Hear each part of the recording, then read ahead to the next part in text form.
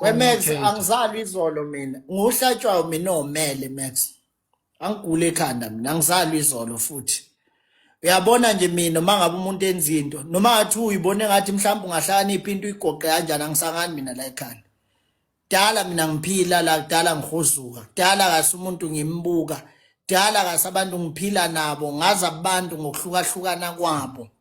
ngiyakwazi ukubuka omunye umuntu indlela enza ngayo ukuthi yena usuke seyibuka kanjani omunye usuke secabangana angiguli mina ekhanda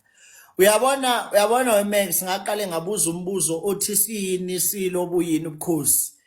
ngangikade futhi ngibuzela ukuchaza ukhosi nesilo nanokuthi uhulumeni usicindezele kangakanani isilo sethu wena wangangibuza ukuthi yini ngani ngibuze lo mbuzo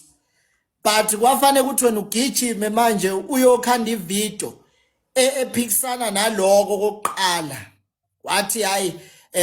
asikho kuleyo level yokubuza lokho waba guilty ukuthi ukhande leyo video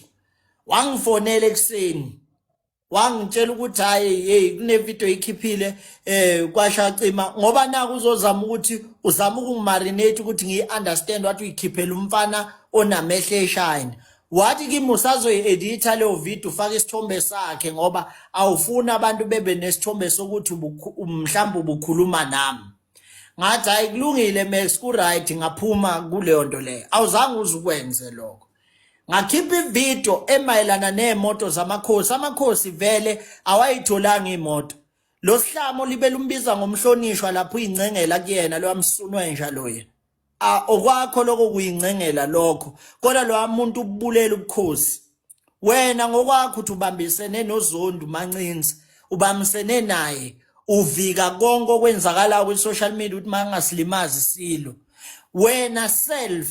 ugunyaza into elimaza amakhosi angaphansi kwesilo uzoyincoma kwipublic kube ngathi khona into eright yenzakele ayikho into eright yenzakele uke wayicubungula yona indaba okunikezwa kwemoto zamakhosi ukuthathelephi wena uthi ukhanda ivideo lapha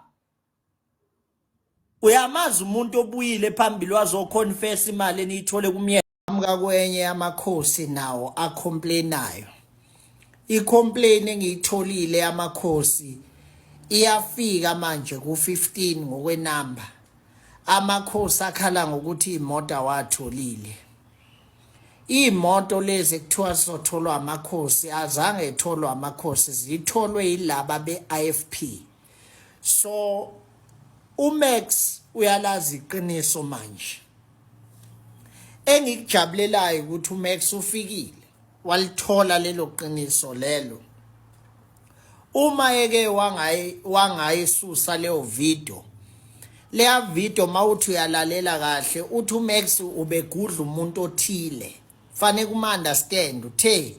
ubegudla umuntu othile akusingoba everifyile njengoba enza ivideo ukuthi ngabe indaba yemoto ihambe kahle na uthi yena bezama ukuvimba umuntu othile elwisana nomuntu othile lo muntu akaphumeli futhi obala ukuthi muphi lo muntu okade emlwisa umbuzo enginawo eSouth Africa ekufanele ibe nawo naye engqondweni zawo ukuthi kungabe lo muntu abemvimba ubemvimbela ukuthi lingaveli yini ihlazo lokuthi amakhosi awasitholile na izimoto uma ukuthi ubesebenzela lokho then nonke ni South Africa seniyalazi ke manje iqiniso lokuthi akuyona into ekuthiwa incane le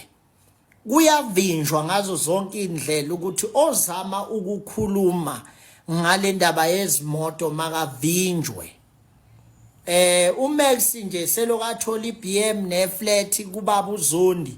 usenemfihlo eningi kakhulu aseyifihlela nina hayi ukuthi ngobe nemfihlo